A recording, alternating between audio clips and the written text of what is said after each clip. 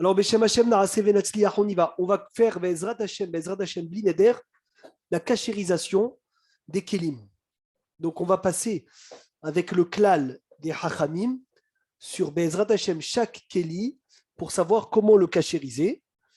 Et Ishtabar Shemolahad, chaque ustensile, on va le coller à ce principe-là qu'on va dire tout de suite. Alors, Noam écrit bien sur le cahier. Ma'amekor, déjà, c'est quoi la source dans la Torah de la cachérisation? Avant de commencer le cours, la préface, c'est quoi le mécor dans la Torah de la cachérisation? Alors, où c'est écrit Chamouche qu'on doit cachériser les ustensiles dans la Torah?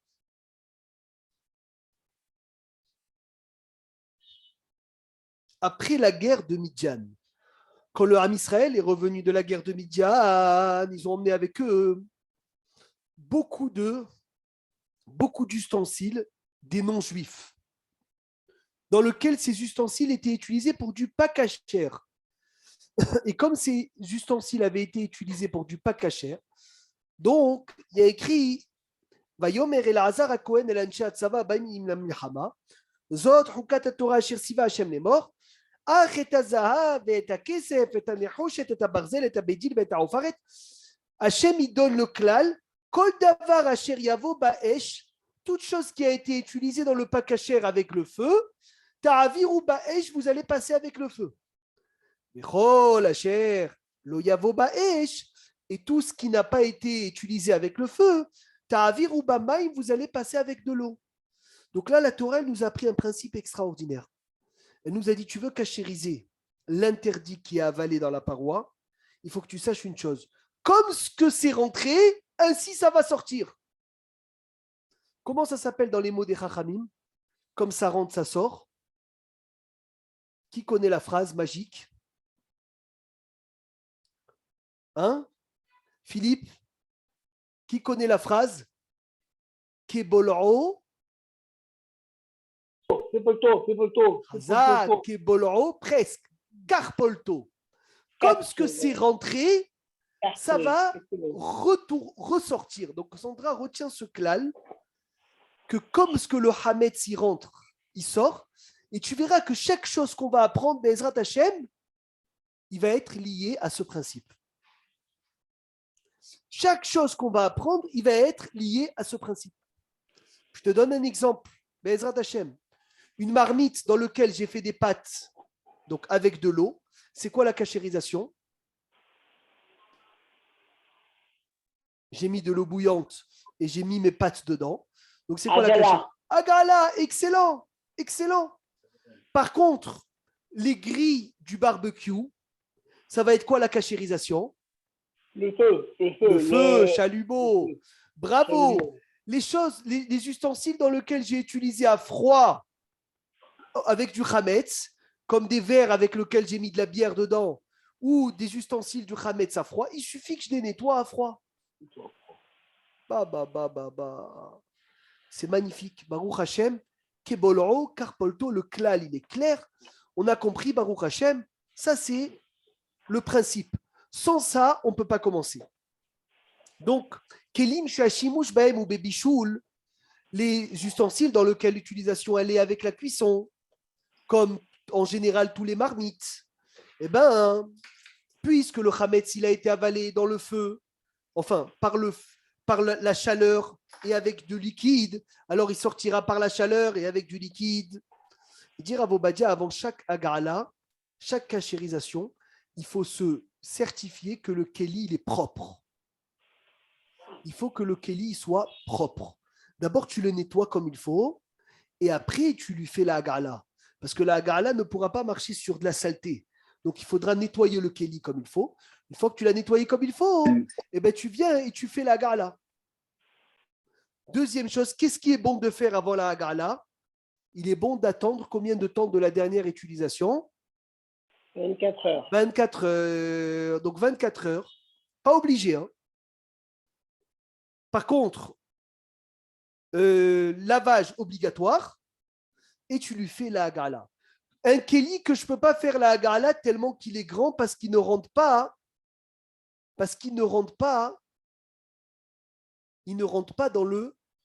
dans la hagala. Qu'est-ce que je fais? Le principal, le reste, c'est pas grave, ce qui reste sur les côtés. Oui, mais comment je le cachérise? On a dit que si c'est par l'eau, c'est par l'eau. Si c'est par le feu, tu fais ça. Oui, mais le kéli ne rentre pas dans l'eau bouillante. Il est trop grand. C'est une marmite énorme.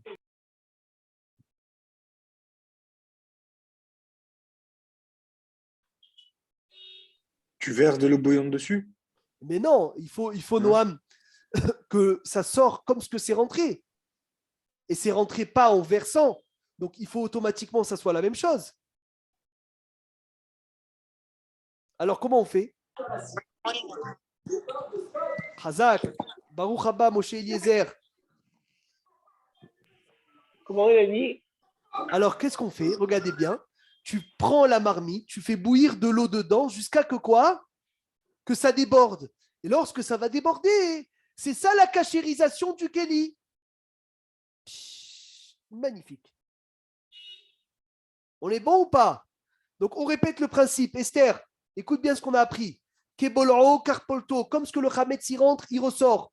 Automatiquement, si c'est rentré avec de l'eau bouillante, ça sortira avec de l'eau bouillante. Si c'est rentré avec le feu, ça sortira avec le feu. Si c'est rentré avec de l'eau froide, ça sortira avec de l'eau froide. Baruch Hashem. Un ustensile grand que je ne peux pas rentrer dans une marmite d'eau bouillante, il faudra tout simplement que je la fasse déborder d'eau bouillante et c'est ça cachérisation. Comment je fais? Qu'est-ce que je dois faire? Qu'est-ce qu'il est bon de faire juste après le sortir de l'eau bouillante? L'eau froide. Ashrecha, Rabouche. D'où tu connais tout ça, Blia Inara, Blia Inara. Dès que tu sors de l'eau, Noam, prépare chez toi quand tu cachérises, tu prépares, tu sors de l'eau bouillante, tu mets directement dans l'eau froide. Baruch Hashem, magnifique. Alors, quelle est la raison là de l'eau alors froide? quelle est la raison? Il y a plusieurs raisons. Mais le contact froid-chaud, c'est la cachérisation à part entière. Bien fait. Je vous pose une question maintenant. Je rentre un peu en. C'est un peu profond. Enfin, c'est un peu dans les détails de la halakha, mais j'ai besoin de savoir. Est-ce que la cachérisation est minatora ou est midera banane? Midera banane. Midera banane. Minatora, qu'est-ce qu'il suffit de faire? Attention, on ne le fait pas, hein, mais minatora. Moshe Eliezer, qu'est-ce qu'il suffirait de faire des oraïta? Le feu, non? Quoi? Non, attendre 24 heures. Ah. Si j'attends 24 heures, minatora, il n'y a pas besoin de cachérisation. Attention, minatora. Minatora. Ouais. Pourquoi je te dis ça, Ramouche? Tu vas me dire, de toute façon, moi, je fais la cachérisation. Ok, kol hakavod. Je te prends un cas où on se trompe, has veshalom. Pendant Pessah, en plein Chol HaMoed, je sors une marmite Hametz. D'accord? Et je fais un repas cachère les Pessah dedans. Est-ce que ce repas peut être mangé ou doit être jeté? Ben oui, il peut être mangé. Non, pourquoi? je mange. Parce que ça fait plus de 48 heures qu'on l'a pas eu. Ça fait 24 heures. Du moment que ça fait 24 heures, le goût qui est dans les parois devient quoi? Devient pas goût mauvais. Et donc, minatora, il peut être mangé. Une fois que je me suis trompé, c'est comme la viande et le lait, c'est incroyable. Tout de suite, tu te trompes, tu sors, tu fais une entrecôte. D'accord? Dans une poêle halavi. La poêle, elle n'a pas été utilisée depuis 24 heures. La poêle, qu'est-ce qu'on fait? On peut manger l'entrecôte? Oui ou non? Qui me suit? Oui. Oui, mais la barbie, tu dois la cachériser ou pas? Oui, oui, aussi. Oui aussi. Si ça n'a pas passé 24 heures de la dernière utilisation, l'entrecôte, tu la jettes. Et la marmite, tu la cachérises.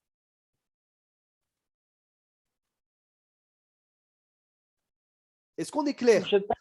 Tu jettes pas les deux?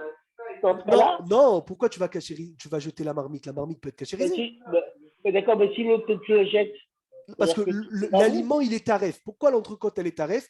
Parce que le goût qui est avalé dans la poêle, il est encore bon parce que c'est un goût de 24 heures. 24 heures n'est pas passé, donc le goût va embellir mon entrecôte. Donc là, c'est assourd.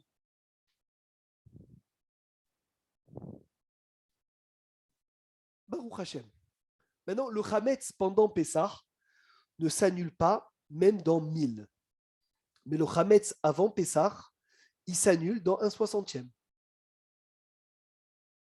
Donc, automatiquement, si maintenant, Esther, Benita, écoute bien, tu es en train de faire le Msouki de Pessah, et ton petit frère, il vient sans faire exprès, il y a des miettes de pain qui tombent dans le Msouki. Qu'est-ce qu'on fait avec Hacher les Pessah ou on jette tout? Moi, je crois que c'est Qu'est-ce que tu jette fais tout. On jette tout, tu dis Rabouche. Ouais, c'est tout, pas parce que pareil c'est le ça. Hametz avec Parce le que c'est Bassar Pessah. Khalav. Ah ouais? Parce que c'est Pessah. Oui, Parce mais que je suis c'est avant Pessah. Pessah. Tu n'as pas écouté bien la question. Ah, Aujourd'hui, pardon, avant Pessah. aujourd'hui, Non, tu tout commences le à monde, y a pas de préparer le problème. Msouki. Il n'y a pas de D'accord? problème. Chazak au Barour, le Ouais, Hametz ouais, pas de avant problème. Pessah s'annule Ouais, dans annule. 1/60e. Ouais. Le Hametz avant Pessah s'annule dans 1/60e. Ça veut dire quoi? Je peux le manger à Pessah? Ça veut dire que tu peux le manger à Pessah sans aucun problème. Incroyable. Hametz pendant Pessah, même dans 1000, il ne s'annule pas. Le Hametz avant Pessah s'annule dans 1/60e. Rabotaï, est-ce qu'on est clair? Encore un klal super important. Une marmite dans laquelle je l'utilise sans liquide et avec liquide.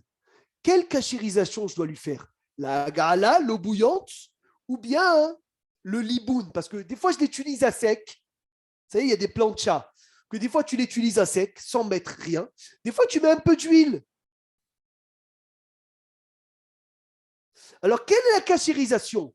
L'eau bouillante ou le chalumeau? La fois, c'est l'eau bouillante. Parce que c'est Il faut bien liquide. que je sache.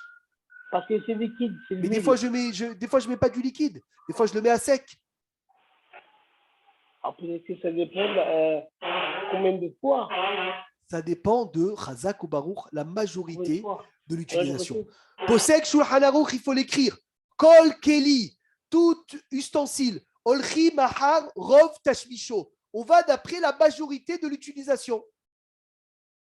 Si la majorité c'est liquide, écoutez bien ce clal, il va nous servir pour la suite. Alors on le cachérisera comme du liquide. L'eau bouillante, si la majorité c'est sec, on cachérisera avec le feu. Baruch Hashem, magnifique. Odul Hashem, Kitov. Et dire à vos badiens, il faut enlever bien le noir qui est au fond de la marmite pour ne pas qu'il empêche la cachérisation. Très bien. Les cuillères, fourchettes et cuillères, fourchettes, capote, capillote, mazlégote, d'accord? Puisque leur utilisation est en général en clichénie, ça veut dire que tu les utilises en général pas dans la marmite, donc il suffit que tu verses de l'eau bouillante par-dessus. Par contre, le couteau, puisqu'il serre le pain, alors on le cachérise dans Keli Rishon. Ça veut dire mamash, on le cachérise dans l'ustensile qui se trouve sur le feu. On est marmire dans la cachérisation du couteau. Pourquoi? Parce que le couteau est quelque chose qui avale toujours plus, parce qu'il touche l'oignon, parce qu'il touche l'ail, parce qu'il coupe le citron, et après il coupe tout de suite le hametz. Alors on est plus marmire dans le couteau. Comme dans la louche. Pourquoi la louche, on est plus marmire dans la louche? Parce que comme il a dit Ramouche, la louche, l'endroit de la louche est à l'intérieur de la marmite. Donc, c'est comme un clirichon. Point. Est-ce que jusqu'à là, on est clair? Il n'y a pas de question? Est-ce qu'on peut avancer? C'est bon? C'est bon? Moshe Eliezer, tu es avec nous? Evelyne? Je vois qu'il y a deux sortes de liboum. Pourquoi? Attends. Pourquoi? Ah, Léa, d'accord. Léa. Oui, je t'écoute, Meir, je t'écoute. Razak. C'était bien Shabbat? Oh là là, le rêve paradis. Baruch Hashem, Baruch Hashem. Paradis Allez, sur super. terre. Eh bien, on continue. Donc, la poêle, comment on cachérise la poêle? Dans lequel on fait les schnitzel, dans lequel on fait les frites, etc. Comment on cachérise la poêle? Avec le feu. Non, il y a toujours de l'huile, Noam. Ah, bah. Donc, à Gala, attention, tu vois Maintenant, le kumkum d'eau chaude. Comment on cachérise le kumkum d'eau? Ça dépend si quoi? Si on pose le pain sur le kumkum. Est-ce que ça vous arrive sur le kumkum d'eau de mettre le pain? Ceux qui mettent le pain sur le kumkum, donc ils doivent cachériser le couvercle. Ceux qui ne mettent pas de pain sur le kumkum n'a pas besoin de cachériser, tu le nettoies et il est nickel. Baruch Hashem. Un moule de gâteau. D'accord? Quelque chose que tu rentres dans le four. Vous voyez, ça s'appelle un sirouga.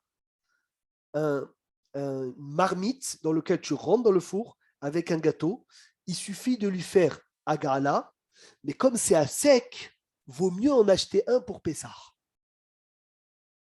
Comme ça, Rav Obadia, il dit, nous, on fait les gâteaux à Pessah dans les aluminiums, khat péami, qu'on va jeter après, comme ça au moins, tu n'as pas de problème. Mais tu peux faire agala. Très bien.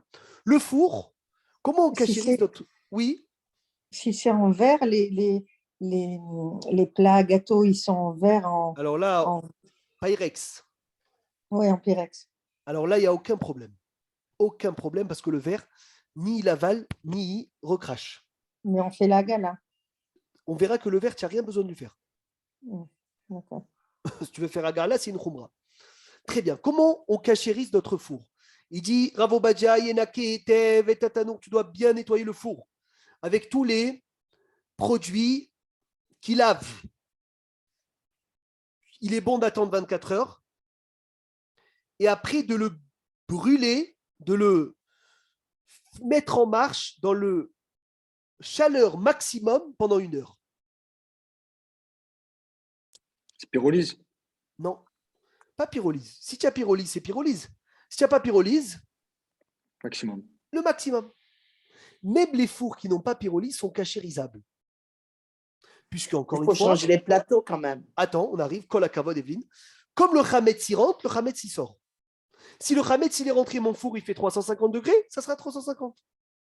Donc je le nettoie, j'attends 24 heures et magnifique, le four, je le cachérise 1 heure.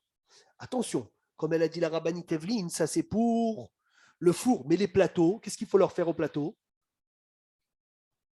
Liboun. Liboun. Est-ce que j'ai une façon de cachériser mes plateaux sans liboun? Sans le chalumeau. Alors là, accrochez-vous bien, mes amis. La question, c'est que oui. Mais je veux savoir comment. Tu ne peux pas rentrer là. Et si on les laisse dans le four avec la pyrolyse? Est-ce que ça marche ou pas? Oui. Toi, tu dis que ça marche? Si on les laisse avec la pyrolyse, oui. Ils sont obligatoirement nettoyés.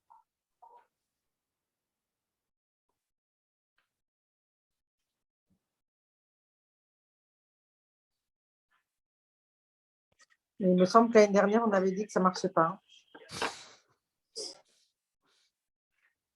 Alors, une personne qui n'a pas de plaque, qui n'a pas de plaque de four de Pessah, qu'est-ce qu'il fait? Alors, écoutez bien. Tu peux les sortir. Tu les nettoies. Tu les mets dans l'eau bouillante. Et tu pourras les utiliser à Pessah, ouvrez grand vos oreilles, uniquement recouverts entièrement d'aluminium. Est-ce qu'on est clair? Pourquoi je vous dis ça? Parce que écoutez, le chidouche de cette année, c'est vrai, Sandra, elle a bien remarqué qu'on ne l'a pas dit l'année dernière. Je vous donne un exemple. La grille du barbecue. C'est quoi la cachérisation? Liboun. Liboun. Celui qui a fait agala à la place de liboun, est-ce que ça sert à quelque chose ou ça sert à rien? Moi, ça ne sert à rien. Toi, tu dis ça ne sert à rien. Je te pose une question. Tu vas à Chol Hamoed chez quelqu'un, écoute bien, tu vas à Chol Hamoed chez quelqu'un, il te fait une bonne entrecôte, on a étudié ce matin, et tu lui dis, ah, tu as cachérisé le gris. Il te dit, bien sûr. Comment? Avec la agala. Oh là là là là. Tu dis quoi, tu as fait la agala? Et tu dis, oui, j'ai fait la agala. Est-ce que tu peux manger cette entrecôte, oui ou non? Oui. Donc toi, tu dis, Sandra, que la agala, attention, c'est Bédiava dans un cas où je me suis trompé. Et dans un cas où j'ai fait l'entrecôte. Alors, la halakha, elle est que oui. Incroyable. Agala, dans un cas de Bédiavad, peut remplacer le liboun. Donc, si Agala peut remplacer le liboun, dans un cas où je ne peux pas faire liboun, le chalumeau dans mes plaques, parce que souvent les plaques, quand tu viens et tu les mets au chalumeau, tu les massacres, alors tu vas venir, tu vas les mettre en Agala, tu vas les couvrir d'aluminium, tu auras fait 2 sujets, 2 Baruch Hashem, cachérisation. Et donc, ton cacher les Pessar ne sera jamais en contact avec les plaques parce qu'ils sont recouverts. Et en plus de ça, tu as fait la Hagala que d'après certains poskim, ça remplace le liboun et tu pourras manger, tu pourras utiliser ton four sans problème. Tridouche, extraordinaire. Merci Hachem qu'on répète les halachot tous les ans au doux la Shem Kitov. Est-ce qu'on est bon? On peut continuer?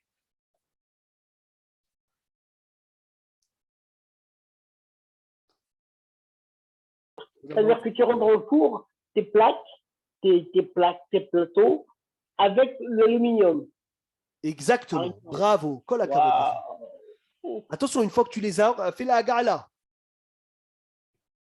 Baruch Hashem. Comment on cachérise un micro-ondes? On sait tous, on le nettoie comme il faut. Une fois qu'il est propre, On le laisse 1 heure.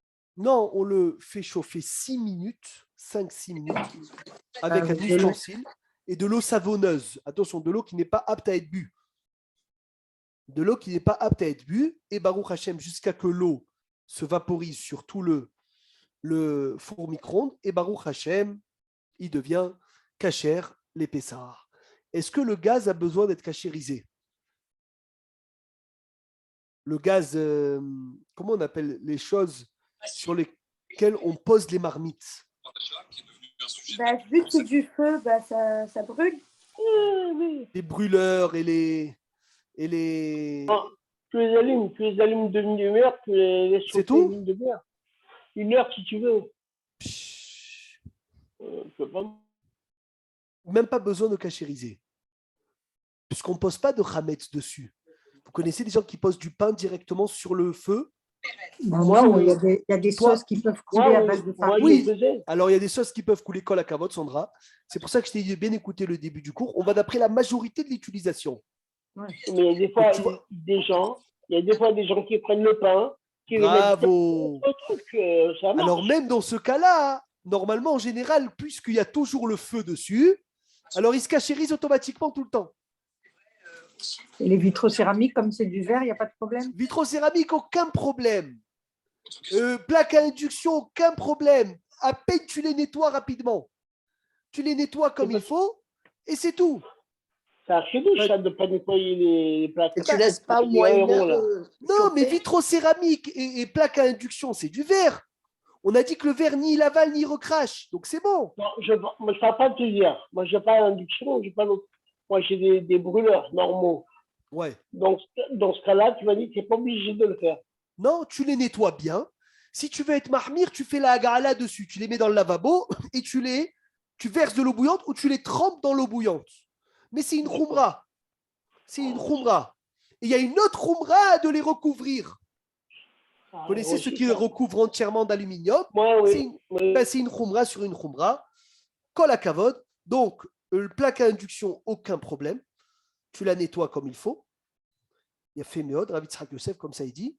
Et tout ce qui n'est pas donc tout ce qui n'a pas de feu, donc puisque c'est sans feu, c'est une plaque en verre. Tu la nettoies bien, tu fais un nettoyage comme il faut, et c'est caché à l'épaisseur. C'est tout. Baruch Hashem. Est-ce qu'on est clair? On peut avancer à la suite du shiur. La plata de Shabbat. Comment on cachérise la plata de Shabbat? On la nettoie très bien et on la laisse brûler, allumer au moins 1 heure. On la recouvre et après, on met l'aluminium. Alors, ça dépend, Evelyne, si tu poses les halotes dessus ou pas. Ah, d'accord, oui. On fait comme les plaques à four, on les recouvre d'aluminium. Alors, les recouvrir d'aluminium, c'est une khumra.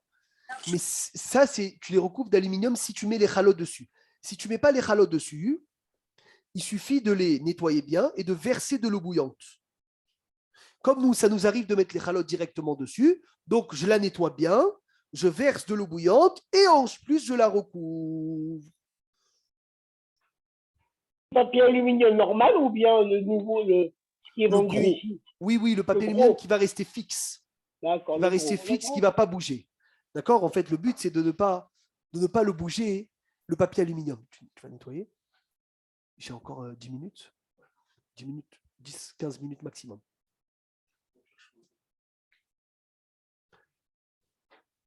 Alors, on continue au Doul Hashem Kitov.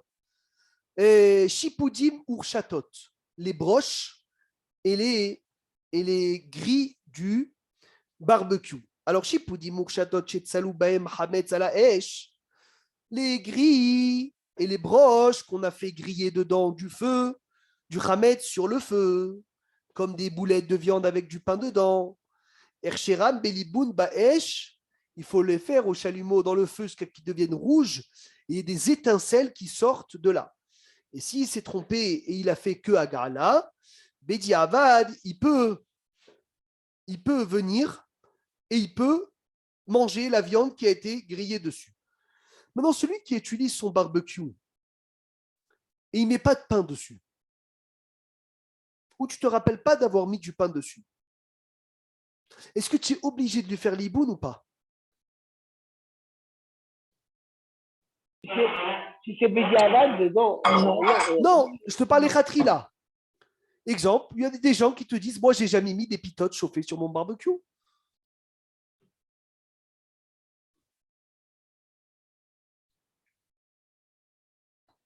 Alors, est-ce que celui-là a besoin de cachérisation, oui ou non? Et s'il est sûr que oui, il n'y a pas de problème. Alors, lui, ça lui suffit de Agarla. On lui dit, fais que Agarla. Il a fait... Comment on cachérise le lave-vaisselle? Pourquoi il fait Agala? Pourquoi il fait Agala? Étant donné qu'il n'a pas utilisé la viande. Alors, Ashrecha, Philippe, Ashrecha, d'abord, ça me fait plaisir de t'écouter. Pardon. Il dit, Bravo Badia, même si ce n'est pas Yadoua à toi, quand tu n'es jamais sûr, tu sais que dans ta tête, tu n'as jamais mis de pain. Mais ça ne peut pas être une vadaout. Parce que tu n'as pas fait attention que, tu vois, tu n'es pas allergique au pain. Ou tu n'as pas fait attention. En général, tu dis, moi, je ne mets jamais de pain. Maintenant, qui te dit qu'une fois, il n'y a pas eu du pain? Ou qui te dit que dans une boulette, il n'y a pas eu du pain? Donc, c'est pour ça que tu fais Agala pour être tranquille. Voilà, par contre, si vous êtes des gens qui sont allergiques au pain, et c'est sûr qu'il n'y a pas eu, alors là, oui, toi, tu as raison, Inachinami. Mais tu ne peux jamais être sûr à 100%. Mais pourquoi on ne les rougirait pas au feu? Par contre, on ne les rougirait pas au feu parce qu'il n'y a pas de raison, parce qu'on n'a jamais posé de pain. Enfin, on ne sait pas, ça veut dire on ne se rappelle pas avoir mis du pain dessus. Donc, c'est sûr que majoritairement, il n'y a pas de pain dans ce gris. Donc, s'il n'y a pas de pain dans ce gris, tu le réserves qu'à la viande. Ouais, mais si tu penses que pendant un an, tu vas plus utiliser du pain sur le gris, il faut être balèze. Hein. Alors, c'est ça.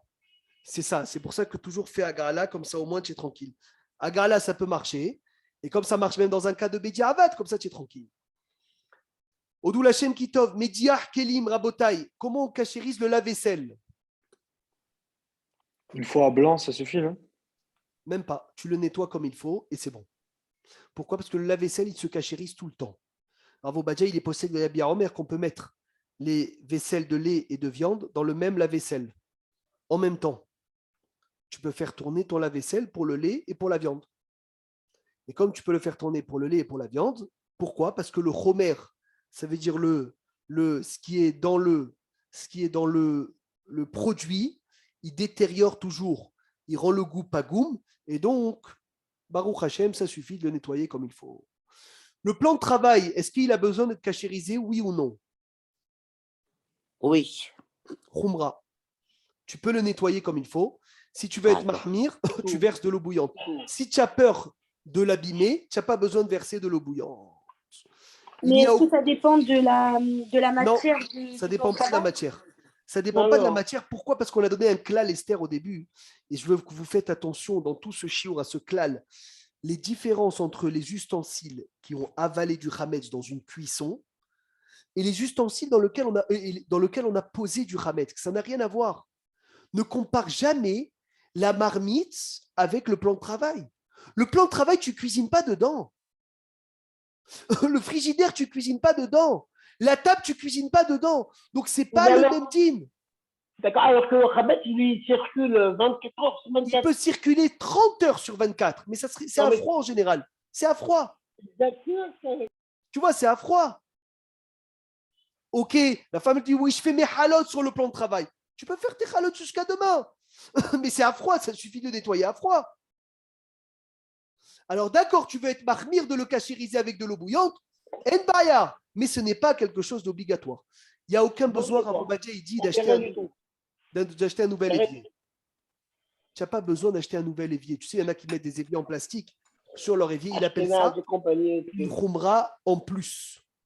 L'évier, on ne tient rien du tout. L'évier, tu le nettoies comme il faut. Le plan de travail. Si tu peux lui faire, si tu peux lui jeter de l'eau bouillante et il ne s'abîme pas, fais-le. Mais si tu as peur qu'il s'abîme, tu peux le nettoyer comme il faut et shalom à l'Israël. Ça suffit entièrement.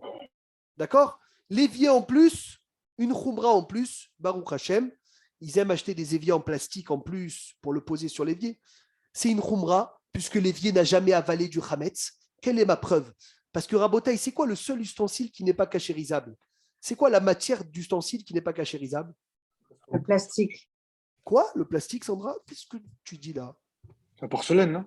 Porcelaine. Bravo Badia, il dit, Sandra, le plastique, il est cachérisable. Ah bon? Avec de l'eau bouillante. La porcelaine n'est pas cachérisable. Un évier en porcelaine, qu'est-ce que je fais? Je l'utilise ou je ne l'utilise pas? Non, pas du tout. Eh bien, tu as le droit de l'utiliser.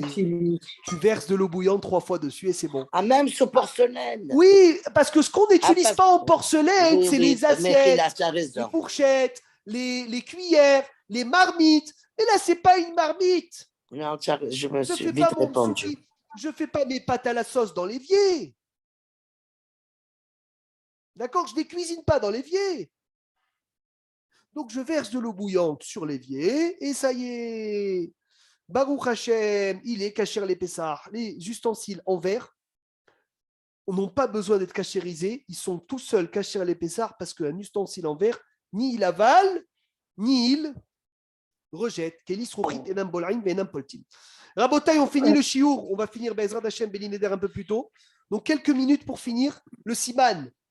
Mehila, c'est moi qui étais en retard, très en retard aujourd'hui. Et donc, j'ai dû décaler. Je suis désolé. Le plastique, est-ce qu'il est cachérisable ou pas? On vient de dire que quoi?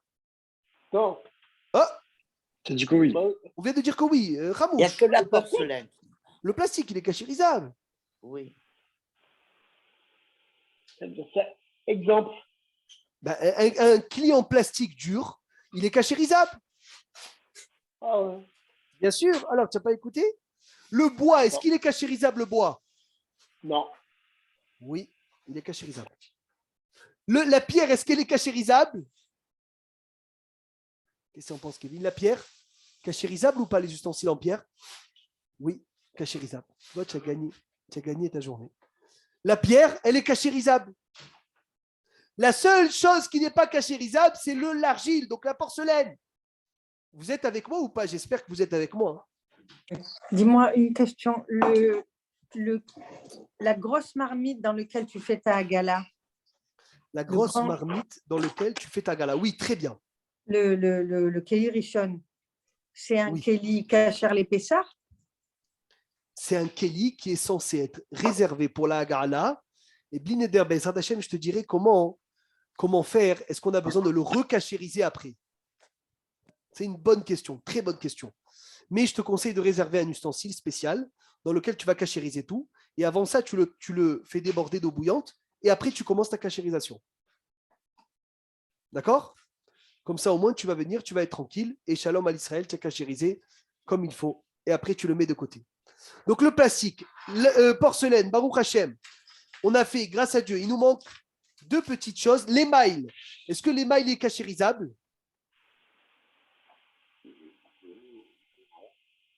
L'émail. Non.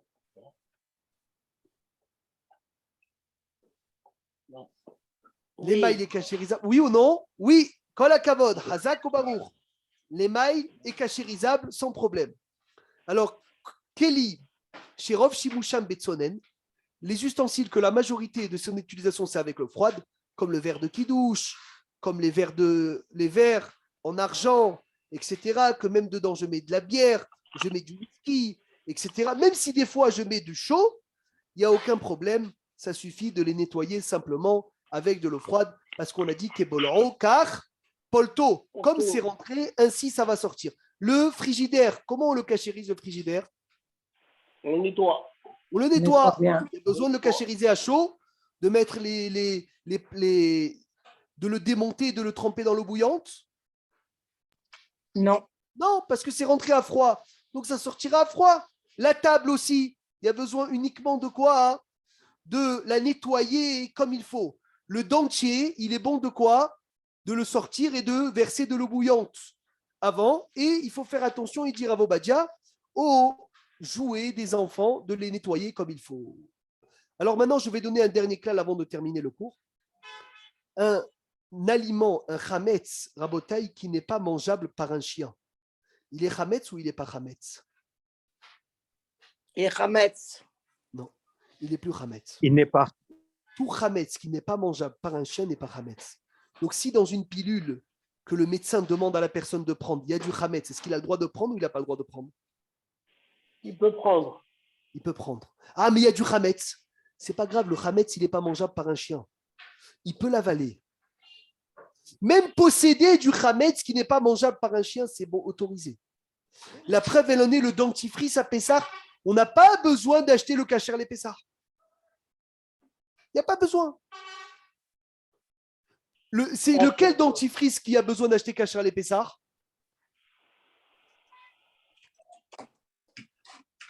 Celui de Shabbat? Non. Non, celui des enfants qui a le goût de la fraise.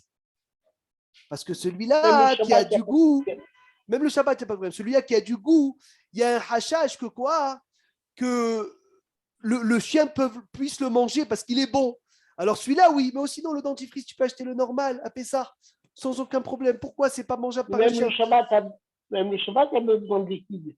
Même le Shabbat, il n'y a pas besoin de liquide. Mais le Shabbat, c'est un autre sujet. Mais à Pessah, il n'y a pas de chametz dans ce qui n'est pas mangeable par un chien. Donc automatiquement, Rabotai, il n'y a aucun problème de venir et de posséder ou de manger ce hametz s'il n'est pas mangeable par un chien. Zemoutar les gamri. Donc Zachin ou Baou Hashem de finir ce siman. Kebolro, Karpolto. Comme le hametz est rentré, le hametz aussi il va sortir. Il est rentré avec le froid, il sort avec le froid, avec le chaud, avec le chaud, avec le feu, avec le feu. Baruch Hashem, on a appris tous les ustensiles de la cuisine et grâce à Dieu, on a fait bien la différence entre les ustensiles dans lesquels on cuisine dedans du hametz et les ustensiles dans lesquels uniquement ils sont en contact avec du hametz, mais pas bederer bichoul. Hazak ou Baruch Bezrat Hashem Belineder. La semaine prochaine, la cache-route des aliments à Pessah et après, si Dieu veut, on rentrera dans le Seder et Bdikat Hametz. Kol hakavod, Shavuot Tov.